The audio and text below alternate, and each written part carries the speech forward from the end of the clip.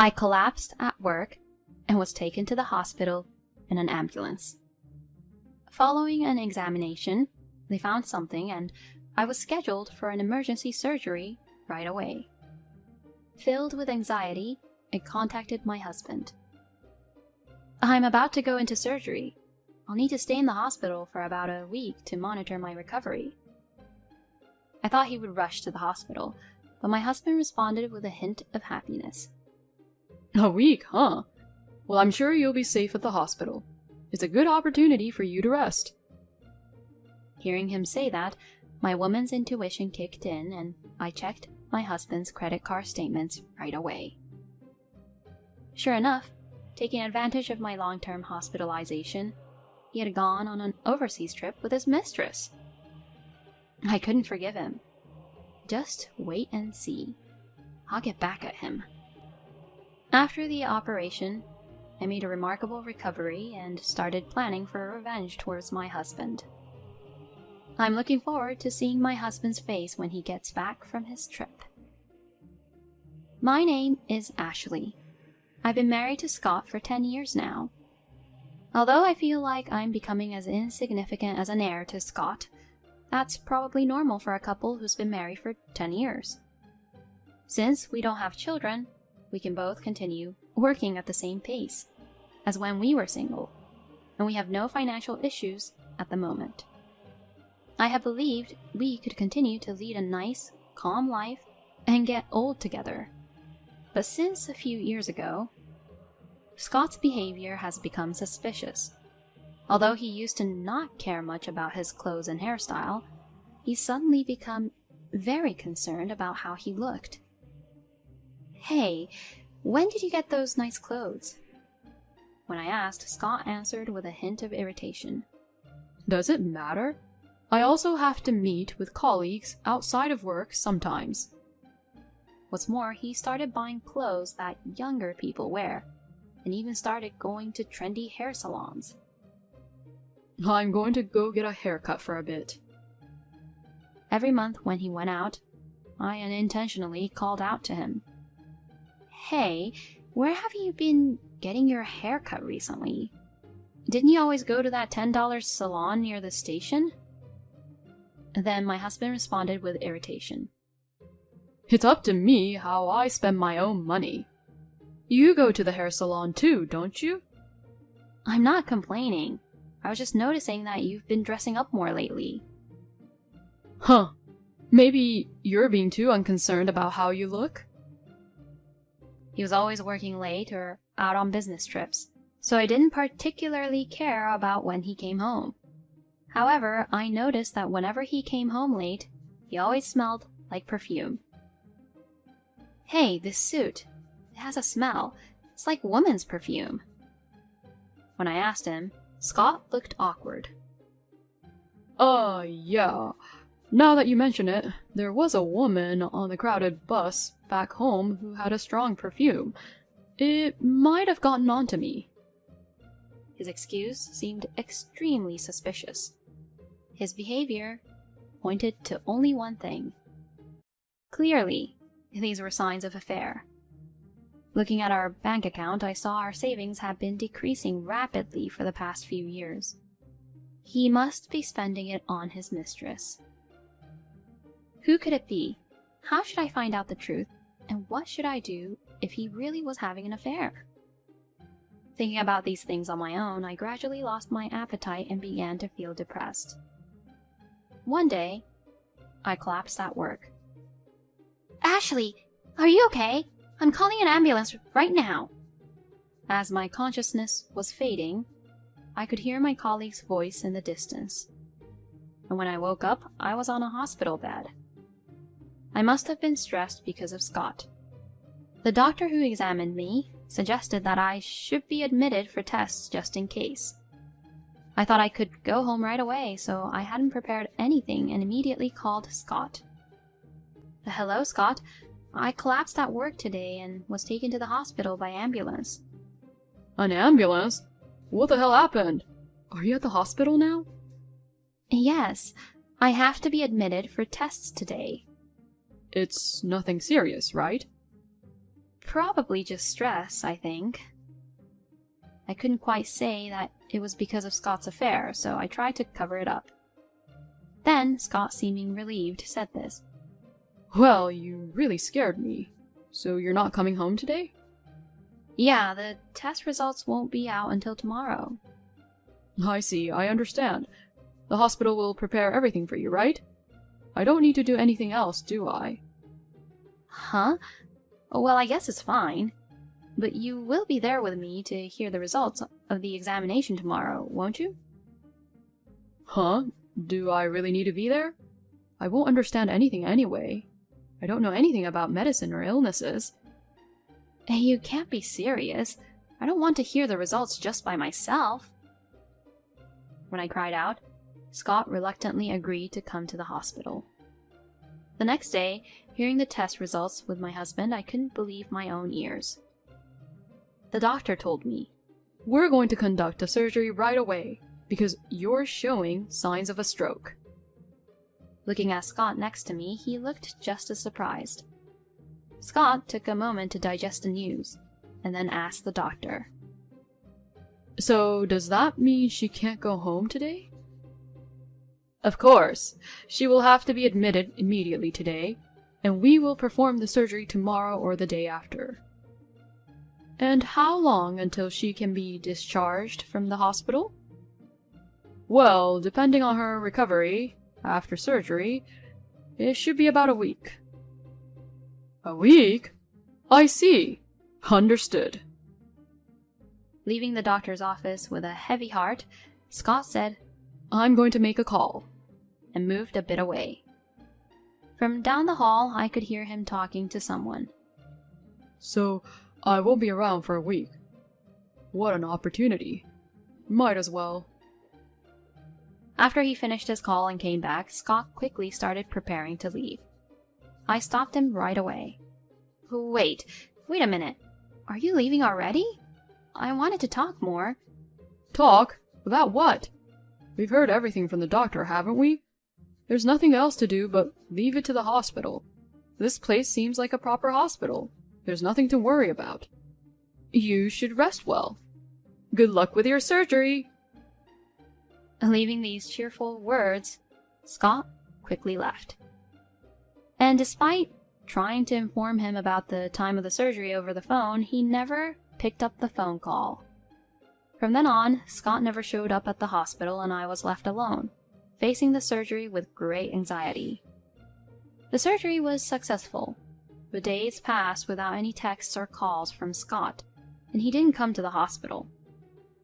When I called our home phone, it would always take me to the answering machine, and his cell phone was unreachable.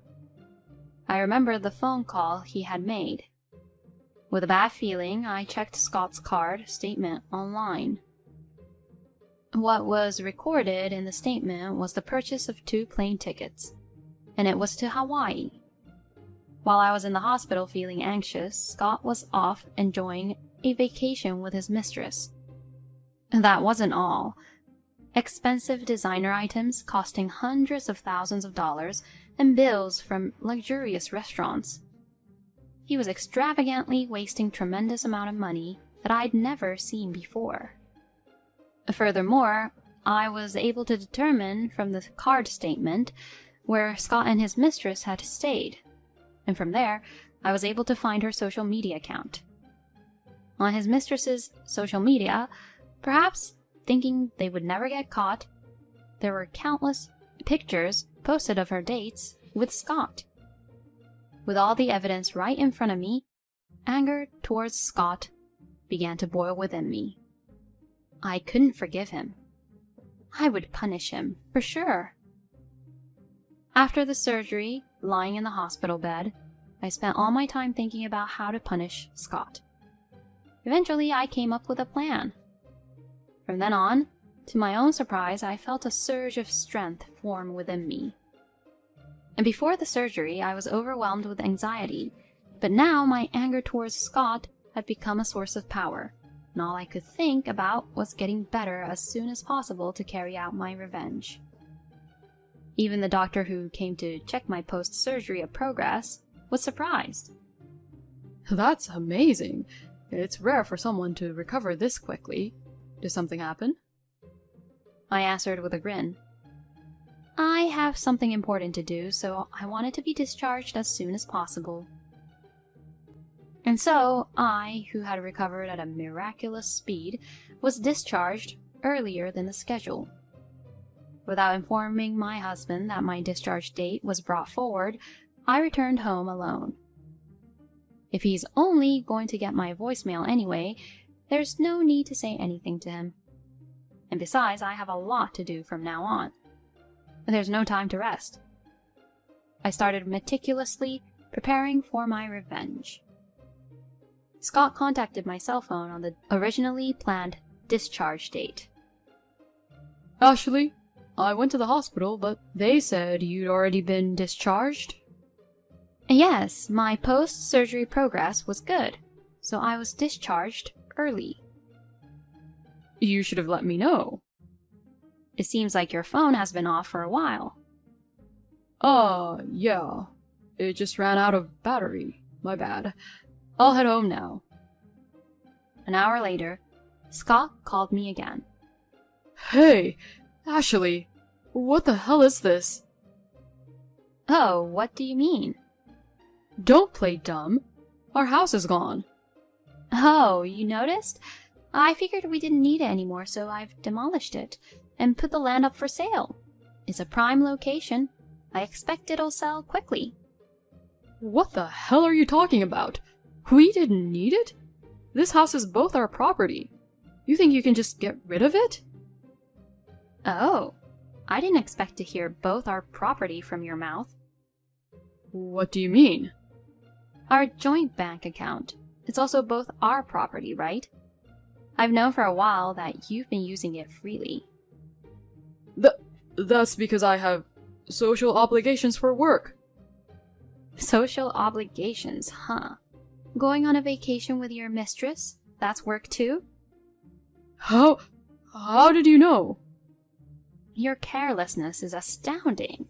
I can check the credit card statements too. The overseas trip, the accommodations, the restaurants, and the branded items for women. I know you spent it all on her. After I said that, Scott got quiet, and I continued. You're the one who first misused our joint account, right? I'm taking the money I made from selling the house. That should cover what you gave your mistress, plus my alimony. Alimony? What about our living situation now that you've sold our house? Our? Do you think we're going to live together after this? Of course I'm going to divorce a husband like you who prioritizes a trip with his mistress over his own wife who got hospitalized. Divorce? Wait, it was just a fling. I never wanted to divorce you. You spent over $1 million on a fling? Then I really don't want to live with such a stupid man like you. And you prioritized a vacation with your mistress over your wife's emergency surgery. So that means I'm less than a fling to you. How could we possibly live together after I've been so disrespected like that? It's not like that. You're my precious wife. You think I'd believe you now? No matter what you say, I don't want to see your face anymore. I'll live freely in my new home.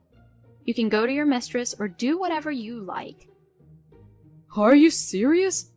You'll regret this. The one who will regret is me for spending these 10 years of married life with you. Have you forgotten these 10 years that I've provided for you? Provided for me? Don't be ridiculous. The savings you had used so carelessly included money I earned from my work too. How dare you act all high and mighty after using it as if it's just yours?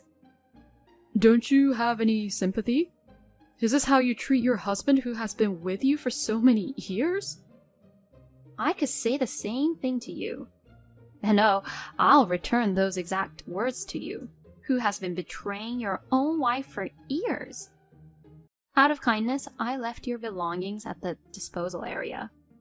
But if you take your time, the collectors might collect them already. No way! Damn it! Screw this! I don't want anything to do with you anymore. Saying that, Scott hung up the phone. He must be rushing to that disposal area. While taking out the trash, I placed the divorce papers on top of the trash. By now, Scott must have noticed the divorce papers. After saying at least this much, he should agree to the divorce. Hoping I would never hear from him again, I was about to start my new life. However, within a month, I received another call from Scott. "What do you want? I have nothing more to talk about with you."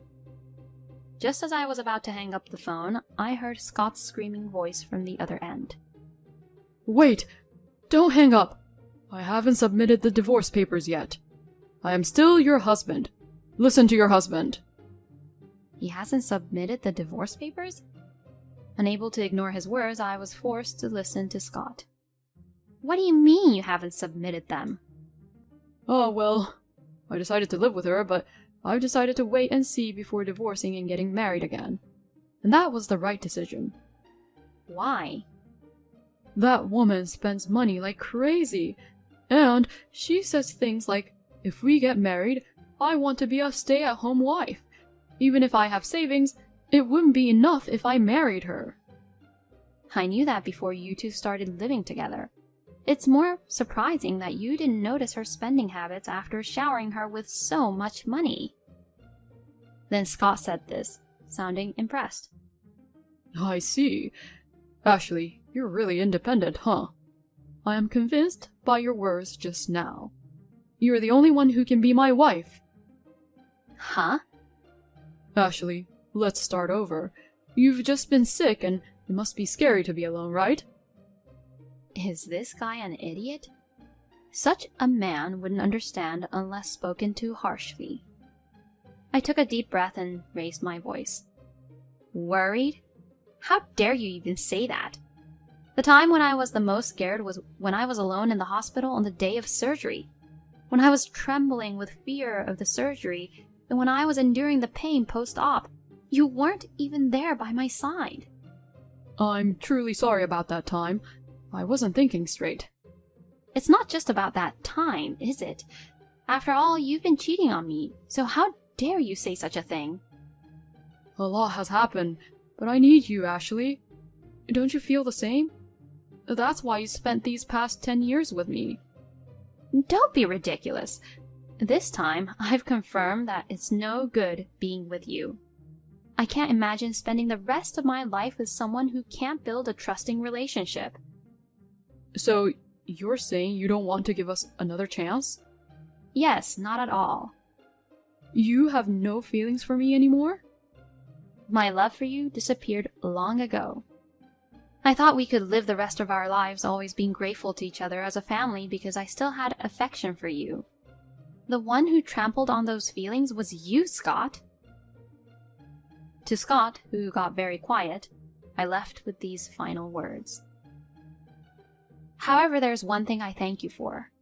After knowing about your affair, I was filled with determination, thinking that I couldn't afford to be sick with all these anger I had towards you. And so, I decided to demolish and sell our house before you returned from your affair trip. What the hell?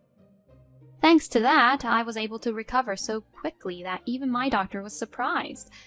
It seems like my anger towards you became a driving force to live. I'll thank you for just that. Please, think carefully about this, Ashley. I already did. Well then, fall into hell with your lover. Goodbye. I hung up the phone without listening to Scott's reply and called my lawyer right away. I couldn't bear to delay the divorce any longer. I intended to fight it over court. I have saved all the evidence of Scott's affair and made it ready to submit to the lawyer. Divorce proceedings and claims for compensation are likely to go smoothly. If I leave everything to the lawyer, I won't need to contact Scott again. I changed my smartphone number to a new one so that I never receive any calls from him again. I doubt he will come to my workplace. Even if he does, I've already explained the situation to my colleagues. Because of Scott's bad reputation in the office, if anyone sees him, they will contact me immediately, and everyone will cooperate to make sure we don't bump into each other. After that, everything went according to my plan. Scott, having received a call from the lawyer, calmly agreed to the divorce and accepted my claim for alimony. As for his affair partner, she seemed to get the hint that she couldn't make any more excuses any longer, and acknowledged that she had to pay the alimony. It appeared she was fully intent on marrying Scott once the divorce was final, thinking Scott's savings were now hers as well, and she would have him pay her share of the alimony from his account. At this rate, his savings would likely be gone in no time. Things seem likely to drag on with his affair partner, and Scott will for sure have a difficult time ahead in the future. That being said, I feel no sympathy whatsoever. He brought it upon himself by having an affair with a woman obsessed with money. On the other hand, with the money from selling the house and the alimony from the divorce, I was able to rent a place which was the exact same size as the room I lived in before. I can't get back the wasted 10 years I spent with Scott, but from now on, I can live without being controlled by him. If I were to remarry, I decided in my heart that this time I would marry someone with whom I can build a solid, trusting relationship. That's what I decided in my heart.